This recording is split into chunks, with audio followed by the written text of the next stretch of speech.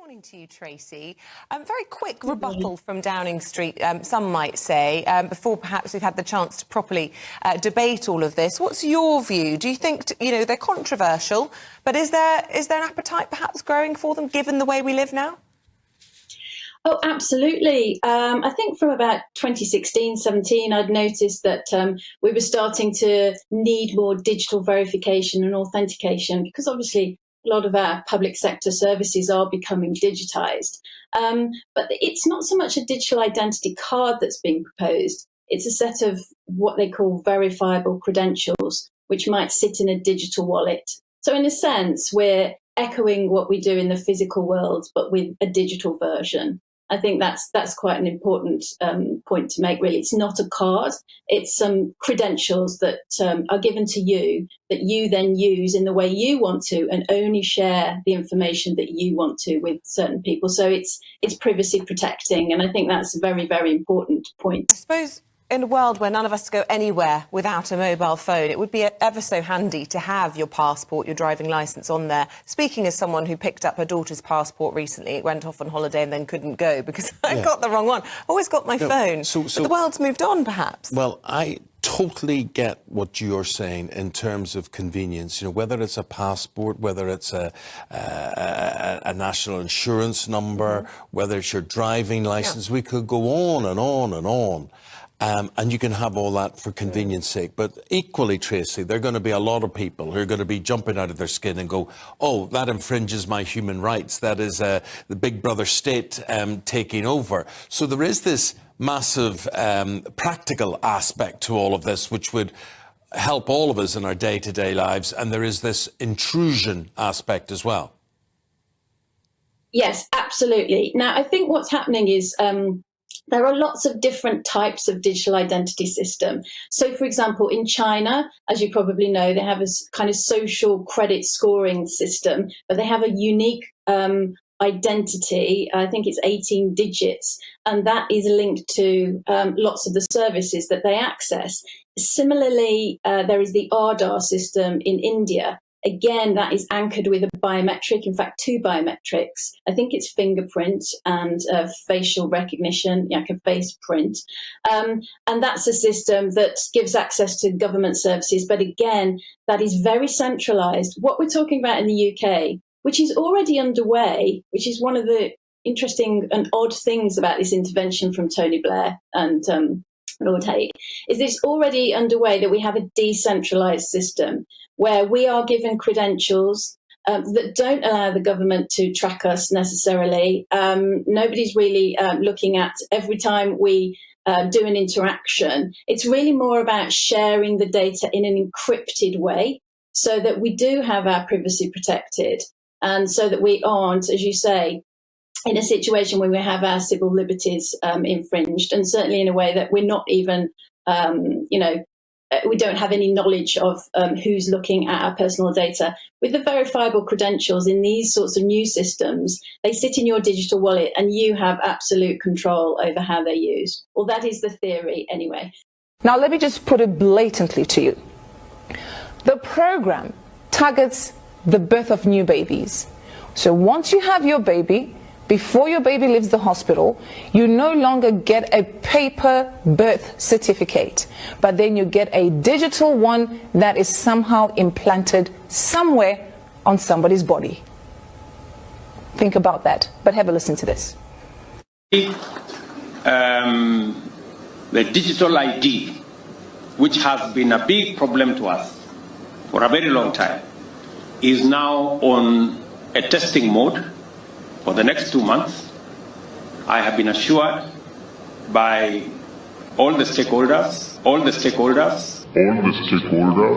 led by the ministries concerned, that by December, we will be able to launch digital ID, where every Kenyan don't have to carry any paper, plastic or otherwise, as an ID, that they should be able to be identified digitally using their iris.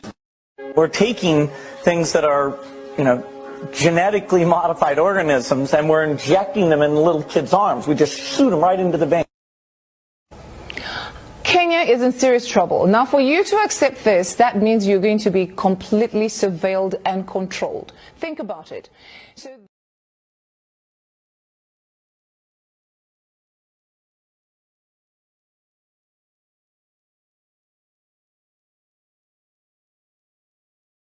aujourd'hui, au bout de ça, on parle de puces qu'on pourra s'implanter. Ce sera quand ça? Certainement dans les 10 années à venir. Et d'abord, on va les implanter dans nos vêtements, c'est-à-dire wearables, comme on le dit. Et après, on pourrait s'imaginer qu'on les implante dans nos cerveaux ou dans notre peau. Et à la fin, peut-être il y a une communication directe entre notre cerveau et le monde digital. Ce que nous voyons, c'est une sorte de fusion du monde physique, digital et biologique. No, I think maybe in a couple of decades, when people look back, the thing they will remember from the COVID crisis is this is the moment when everything went digital. And if this was the moment when everything became monitored, that we agreed to be surveyed all the time, not just in authoritarian regimes, but even in democracies. And maybe most importantly at all, this was the moment when surveillance started going under the skin. Started going under the skin.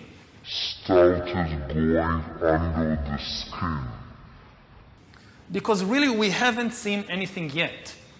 I think that the big process that's happening right now in the world is hacking human beings, the ability to hack humans. When I make a phone call, if I don't have an earpiece, I have to take this flat piece of material, put it against my curved head, and hold my arm up in an awkward position. And sooner or later, this light phone gets heavier and heavier. It is not optimum for speech. You, in your generation, certainly the next generation, will have the phone maybe embedded under the skin there, embedded under the skin there,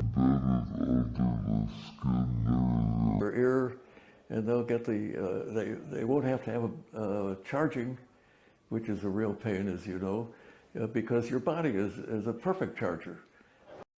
How have the central bankers, this is my last slide because my 12 minutes is just up, have reacted to the truth coming out? They admit that they've been telling porkies, and now they propose to increase their power. So central bankers belatedly admit, oh, now that you've mentioned it, yes, banks create the money supply. So let's abolish that now. And also, by the way, let's abolish cash. So what should we do? Well, introduce digital cybercurrency that central banks issue and control, and thereby gain total control over all economic transactions, decisions, and the whole lot you've just heard from the CEO of the GDI. So the greatest concentration of central banking power in history is really the bid they're aiming at. That's the central bank's goal. And, of course, digital accounts of dissenters and regime critics could be switched off. It'd be very difficult to even purchase necessities.